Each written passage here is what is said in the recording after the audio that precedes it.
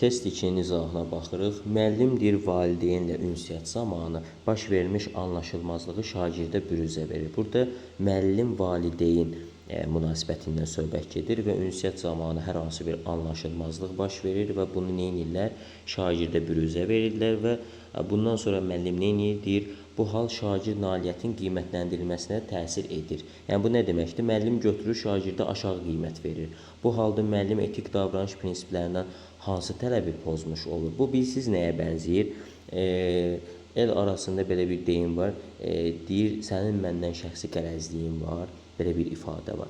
Eyni ilə müəllim valideynlə ünsiyyət zamanı hər hansı bir problemi yaranır, götürür bunu şagirdin qiymətləndirilməsinə tətbiq edir. Şagirdə aşağı qiymət yazır. Bu avtomatik nədir? Müəllim avtomatik etik davranış prinsiplərindən qərəzsizlik prinsipini pozmuş olur.